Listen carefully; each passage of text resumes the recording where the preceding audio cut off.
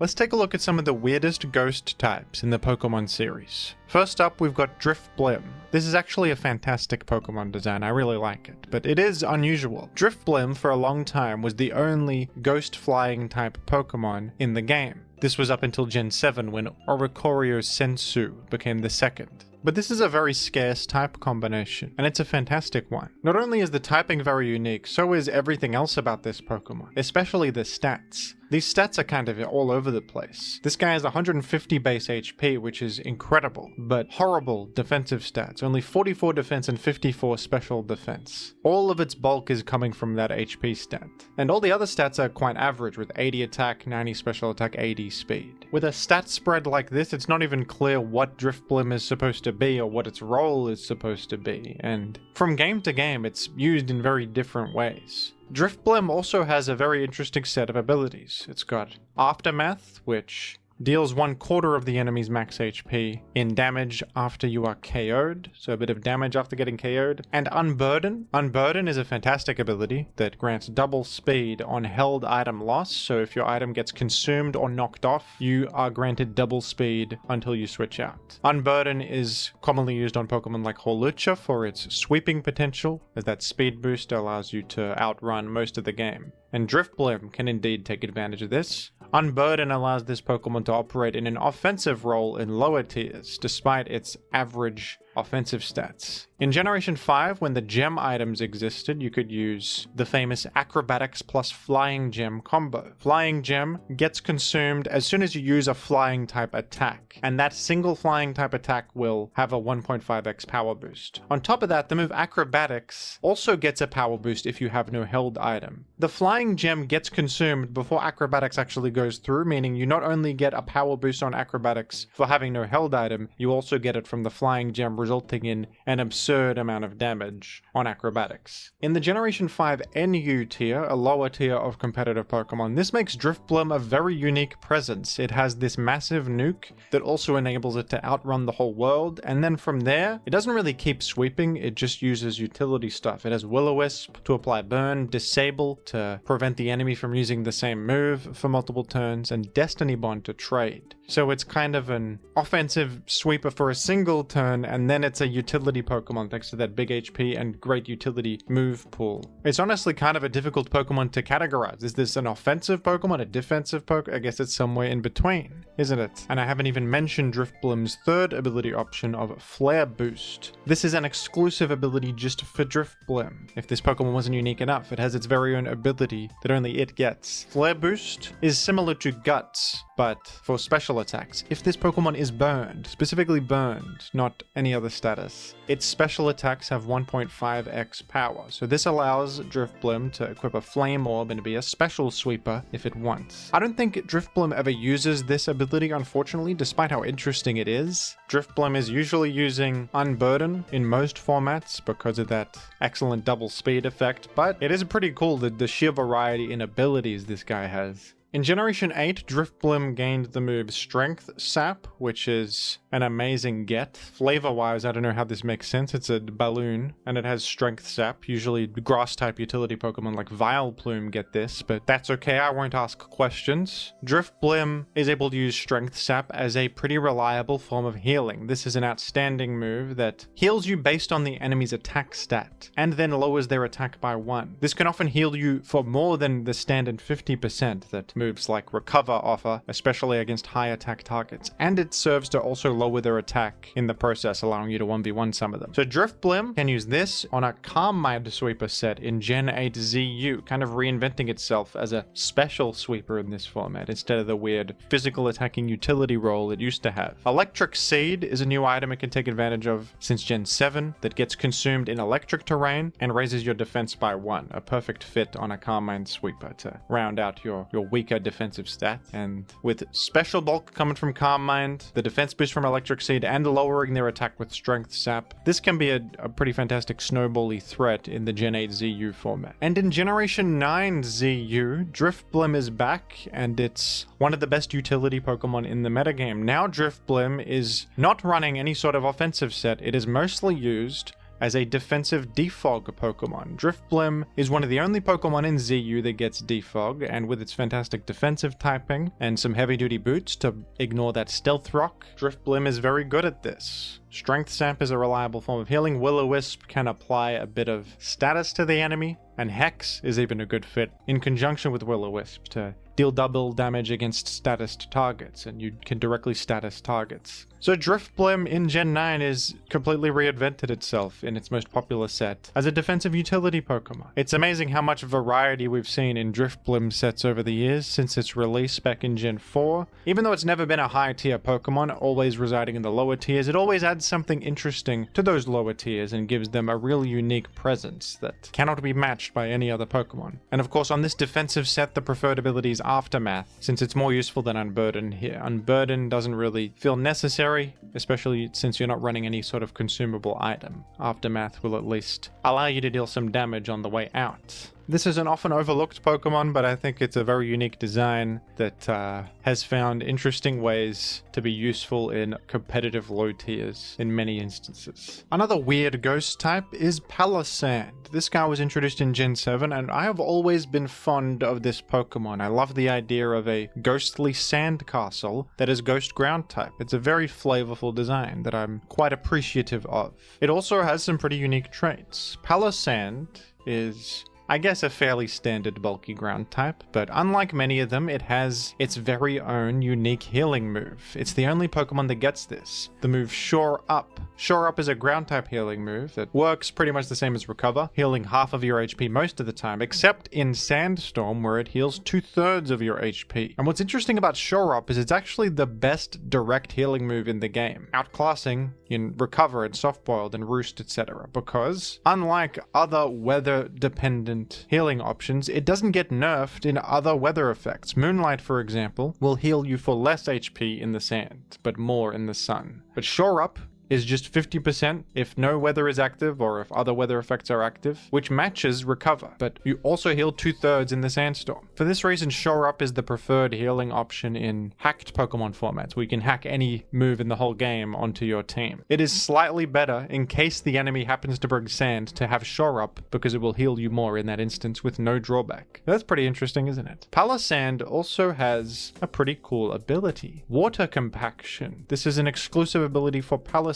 and it has the effect of, if you get damaged by a water type attack, you gain 2 stages of defense. You get +2 defense. Even though Palossand is weak to water, it's almost bad to hit it with a weak water type attack because you're going to boost up its defense. A pretty unique effect here. I also think Palossand sets itself apart from other bulky ground types with its above average special attack and access to good special attacking stab options, Earth Power and Shadow Ball. Many ground types are physically coded with often no direct healing move and physically leaning stats, high defense and attack. But this is a Pokemon with high defense and a pretty good special attack. So it does definitely feel unique to other bulky ground types. In lower tiers of competitive in Gen 7, 8, and 9, Palossand is used just as a nice defensive wall with Stealth Rock that can also dish out some damage with special attacks. A pretty healthy and fun presence in every format it's in my opinion. Houndstone is also a pretty weird Pokemon design. I feel like I haven't thought about this Pokemon that much ever since the Last Respects ban in competitive singles. Houndstone gets access to Last Respects, which is one of the most broken moves in Pokemon history, a move that scales up the more of your team has fainted, and it can achieve absurd levels of base power, allowing it to even one-hit resisted Pokemon. Houndstone would abuse this alongside the ability Sand Rush to just click Last Respect in an endgame situation and one-shot everything. So that in itself is quite unique, isn't it? It's a Ghost-type Sand Rush Pokemon. We have never seen that before, and it's defined by a single attack that it spams that deals 1,000,000 damage. Some Dracovish vibes from that for sure. An otherwise average Pokemon with an absurdly broken attack. But since Last Respects was banned, what else does Houndstone do? What else does it have going on? Well, it's just a mono Ghost type Pokemon, but it does have another ability in the form of Fluffy. Fluffy is a pretty great ability actually. With Fluffy, you take halved damage from contact moves, but double damage from fire moves. Most physical moves are contact moves, so you're resisting a lot of damage from incoming hits with this. Being weak to fire does suck, but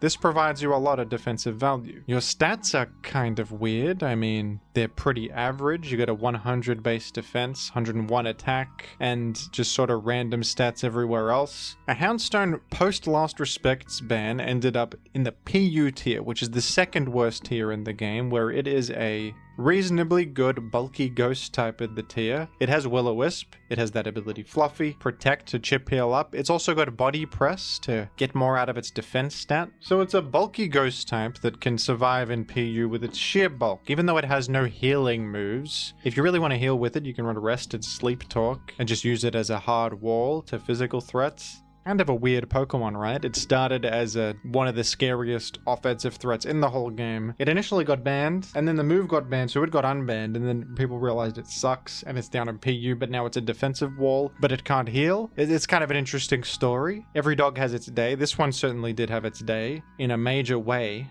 back during the Last Respects times. Its day has long passed, and now it exists in the graveyard, I guess, but at least there's somewhere for it to exist. We can be happy about that, I suppose. Up next is Cursola, a very unique Pokemon design, no one can deny that. It's an evolution for Galarian Cursola, introduced in Gen 8, and it only exists in Gen 8.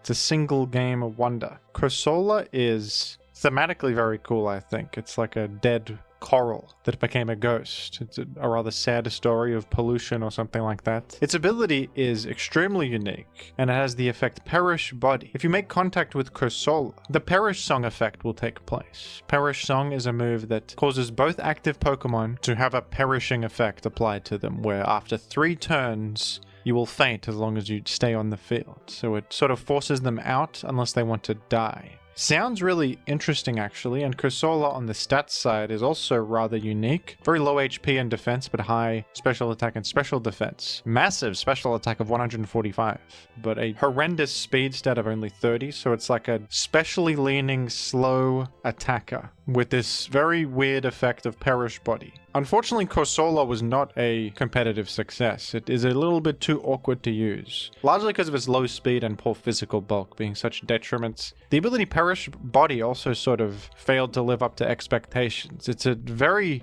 good sounding effect in theory, but in practice it's awkward because you switch in and then you are now on a clock because of Perish Song and you can't stay on the field for too long. It's not that hard to play around either, it just wasn't that useful. Instead, Cursola, in the formats where it exists, probably ZU in Gen 8, is the only format where it exists, really. It uses the ability Weak Armor, which, if hit by a physical attack, you get +2 speed, to at least patch up your poor speed, and operate as a special threat with your high special attack. That's the best way to use this, and the best way to use this is with a choice specs to maximize its immediate damage output. They were definitely going for something very unique with this, but it missed the mark a little bit on its intended purpose, I think. I respect the attempt though, and I like the design of it overall. And finally, the final weird ghost type, and my favorite of the bunch, one of my favorite Pokemon ever, Banette. Ghost puppet guy, little guy that stole my heart in the Gen 3 OU format. This Pokemon, no one really expects much of it. It is very average on the stats side, except for its high 115 attack, but everything else is in the 60s. It's just a very underwhelming looking Pokemon, but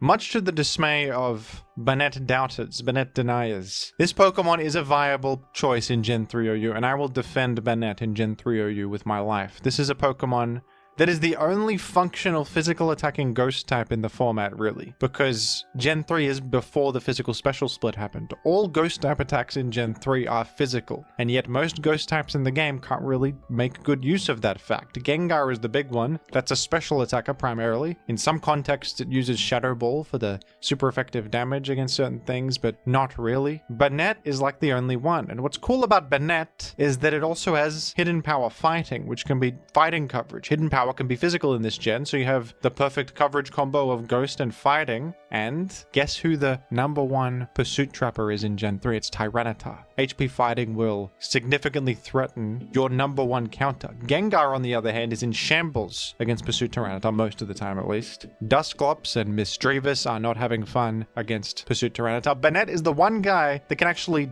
defeat Pursuit Tyranitar. That's pretty cool. It's kind of funny. This doesn't one-hit Pursuit Tyranitar, but with like a spike and the chip from Shadow Ball, you'll get into range, so it will do the job. Banette also gets Will-O-Wisp, amazing attack, and you get Taunt. This combo right here, Shadow Ball, HP Fight, Will-O-Wisp, Taunt is actually insanely difficult to switch into. And what's beautiful about Banette is that it has an entry point against Claydol clicking Rapid Spin. You block Rapid Spin because you're a ghost type, you threaten them with super effective Shadow Ball, and then what the hell comes in? They're getting burned, Pursuit Tyranitar gets hit with the HP Fight. Skarmory and Blissey are extremely common, and they get destroyed by Will-O-Wisp and Taunt. Blissey gets hit by the super effective fighting move. Nothing loves coming in on this, so Banette is like a little bowl of hyper offense in this gen, and I love it. It is obviously horrendous on the stats side to the point where a slight breeze will end its entire career. It also gets hit by spikes, it doesn't have levitate like the other ghosts, and it's weak to ground too, so a Claydol Earthquake will do significant damage or something like that. But still, for like one interaction and a couple interactions, Banette is temporarily the strongest thing of all time, and that can be great on hyper offense teams. Unfortunately, after Gen 3 though, Banette sort of had an identity crisis from then on. This is a prime example of a Pokemon that got kind of screwed over by the physical special split, because it can no longer use that very important fighting coverage, which really rounded things out. Now Hidden Power is always a special attack, and Hidden Power fighting can be used as a special attack, but of course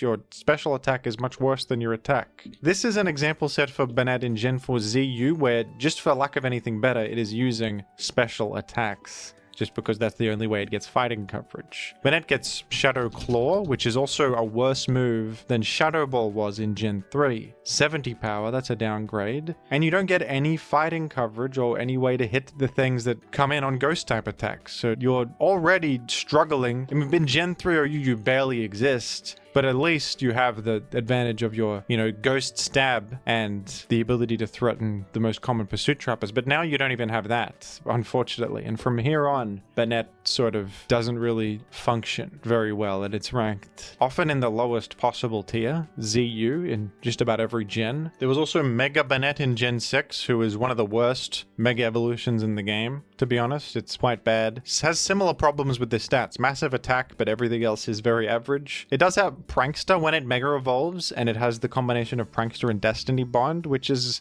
good, but it still suffers from the fact that it's a physical attacker with no physical moves. So it's a bit of a weird Pokemon in the sense that it's difficult to understand what the intent of it was when it's so limited on the stats side and so limited on the move pool side. It's like, what are we doing here, At least in Gen 3, it's somewhat functional and it can do stuff, but yeah, in just about every other gen, it's a little bit of a weird Pokemon. A physical attacker without any options. But I still enjoy it, I still like it, and I will support Banette in whatever context I can. Those were some weird ghost types in competitive. Most of them are bad, but they have somewhere that they exist and provide something interesting to competitive formats that will allow them entry. Isn't that fun? Who's your favorite of these Pokemon I talked about today? Mine is, of course, Banette. But what about you? Let me know down below in the comments, and thank you for watching.